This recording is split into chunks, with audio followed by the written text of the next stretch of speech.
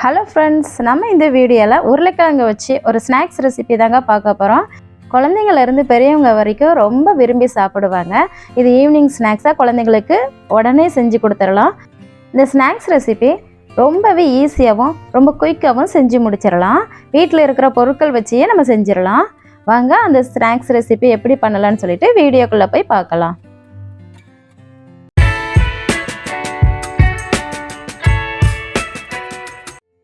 இந்த ஸ்நாக்ஸ் செய்கிறதுக்கு நான் 3 உருளைக்கிழங்கு எடுத்து வச்சுருக்குறேங்க. இது தோல் சீவி நம்ம கட் பண்ணி வேக வைக்க போகிறோம்.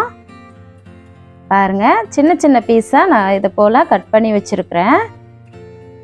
இதை நம்ம இப்போ வேக வச்சு எடுத்துக்கலாம். உருளைக்கிழங்கு 2 கட் பண்ணி குக்கர்லேயும் 4 விசில் வச்சு எடுத்திங்கன்னா சாஃப்டாக வெந்து வரும். பாருங்கள், இந்த அளவுக்கு நல்லா சூப்பராக வெந்துருச்சு சாஃப்டாக. இப்போது நம்ம ஸ்டவ் ஆஃப் பண்ணிக்கலாம்.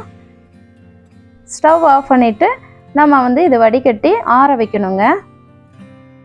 உருளைக்கிழங்கு நல்லா ஆறுனதுக்கப்புறம் இது போல் நல்லா மசிச்சு விட்டுக்காங்க.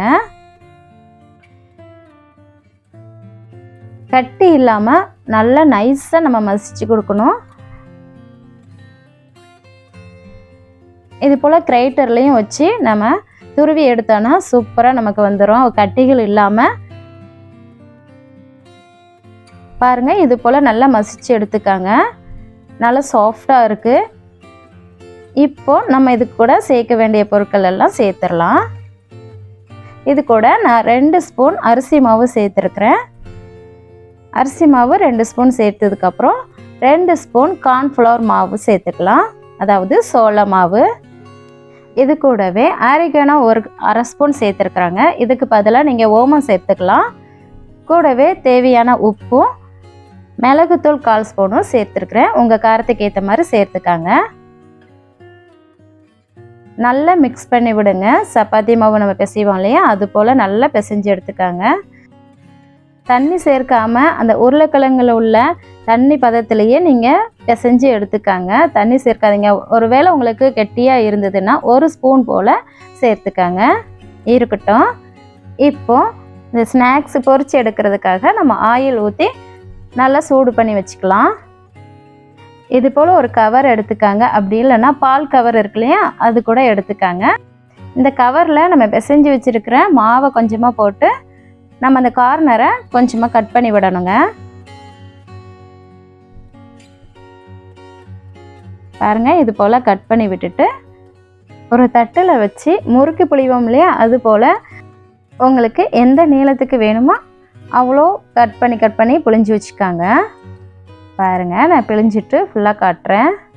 நீங்கள் ஸ்டோர் பண்ணணும் அப்படின்னு நினச்சிங்கன்னா இது போல் தட்டில் பிழிஞ்சு வச்சுட்டு 1 ஹவர் நீங்கள் ஃப்ரீசரில் வச்சுட்டு அதுக்கப்புறமா ஒரு பாக்ஸில் நீங்கள் ஸ்டோர் பண்ணி வைங்க.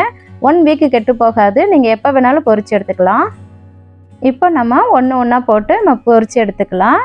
ஆயில் நல்லா ஹீட்டில் இருக்கணும். ஹீட்டில் வச்சுட்டு அதுக்கப்புறமா மீடியெல்லாம் வைங்க. ரொம்ப ஸ்லோவாக வைக்காதீங்க. ஸ்லோவாக வச்சிங்கன்னா எண்ணெய் குடிக்கும். போட்ட உடனே கிளறாதீங்க, ஒன்றோட ஒன்று ஒட்டிக்கும்.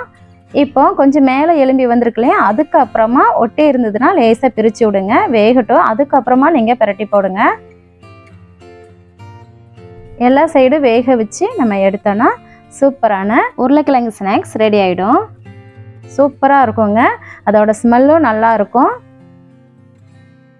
எண்ணெயில் இந்த பப்புள்ஸ் எல்லாம் இல்லாமல் சலசலப்பு நின்றதுக்கப்புறமா நம்ம எடுத்துக்கலாம். அவ்வளோதாங்க, சூப்பரான ஸ்நாக்ஸ் நமக்கு ரெடி. நீங்களும் உங்கள் குழந்தைகளுக்கு, உங்கள் வீட்டில் உள்ளவங்களுக்கும் இது போல் நீங்கள் செஞ்சு கொடுங்க. சீக்கிரமாக செஞ்சிடலாம். இந்த உருளைக்கிழங்கு மாவை நம்ம எந்த ஷேப்லனாலும் போட்டு பொரிச்சு எடுக்கலாம்.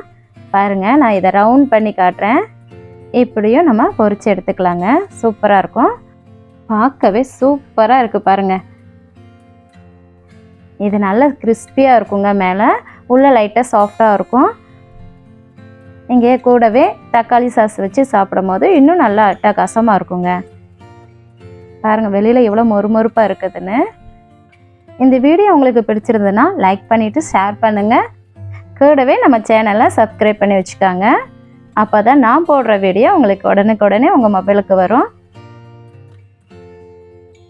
குழந்தைங்களுக்கு கொடுக்குறப்போ மேலே தக்காளி சாஸ் இது போல் டெக்கரேட்டிவாக நம்ம கொடுத்தா இன்னும் நல்லா விரும்பி சாப்பிடுவாங்க. நீங்களும் ஒரு டைம் ட்ரை பண்ணி பாருங்கள்.